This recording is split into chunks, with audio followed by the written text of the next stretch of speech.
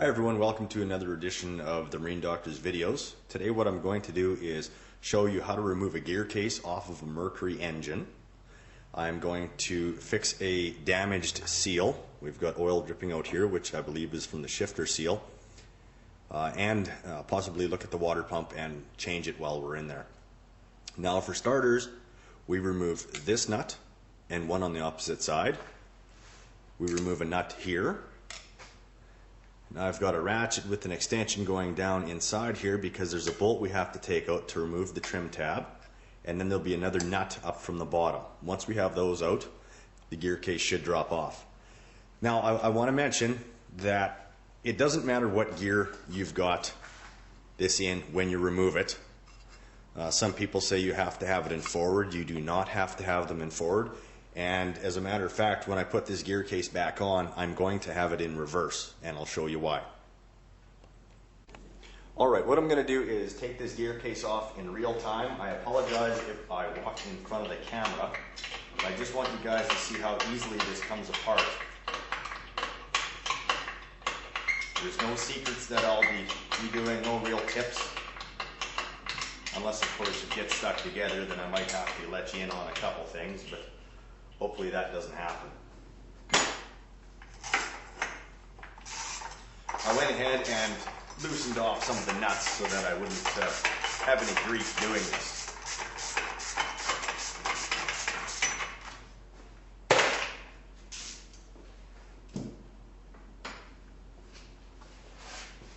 So these side nuts, you can only take them up so far at the start, and the reason for that is they'll hit on the aluminum piece that's above it.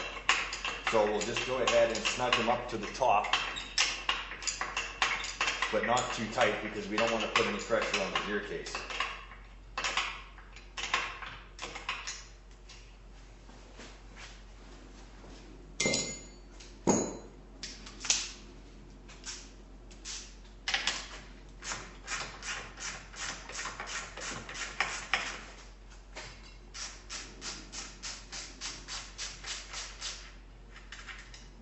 There's going to be washers that might fall out off the bottom one or even off the sides when you drop the gear case down. So just keep an eye out for them and pick them up as you drop them.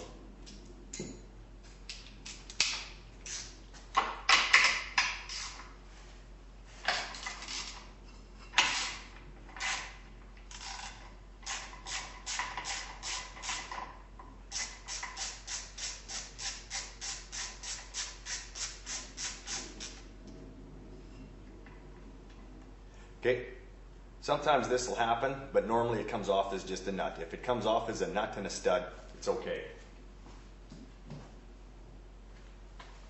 Okay, there went one washer.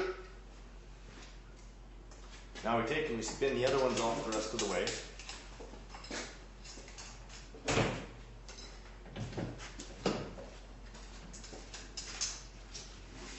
And grab the washers as we go.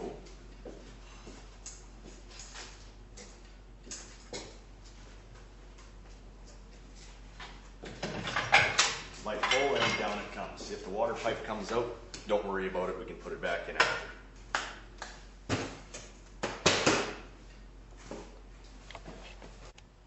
Alright, so I've got it taken off and I've got it in the vise along with some paper so that I don't damage the gear case with the vise. And if I can, I'm going to zoom in a bit here. Now we see a trail of oil leaking out here, which is originating from down underneath that rubber grommet there's a seal. So that's the shifter seal, and that's what's causing the oil to come out. Now there's the water pump. Now what I'm going to do again is take this apart in real time so you can see what I do. Okay, before I carry on, I want to show you something that's of interest. Right here is a spring, round spring. Now that spring isn't supposed to be there. It's supposed to be on the lower seal that's on the for the crankshaft, sorry. So what this means is I'm going to have to pull the power head off, and I'm going to have to replace that bottom seal. Now I'm going to go ahead and remove this water pump first, and I apologize if I get in the way of the camera.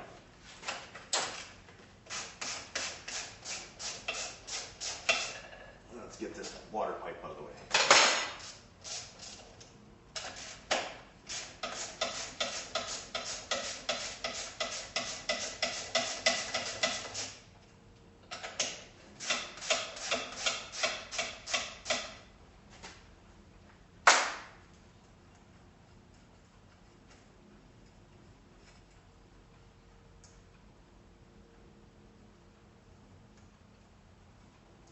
So there's nuts, washers,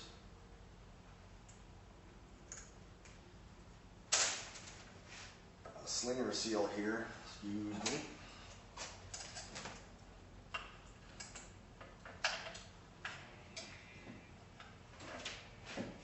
That's a little tight, tough to get off at times, but it eventually comes off.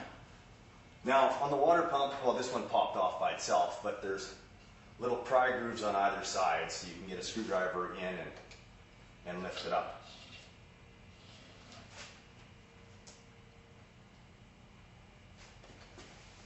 Now the water pump actually looks not too bad, but I can see that there are lines or scratch marks, and we're staying quite bent, so I'm going to change it in. As for the housing, housing should do it for another couple of years yet.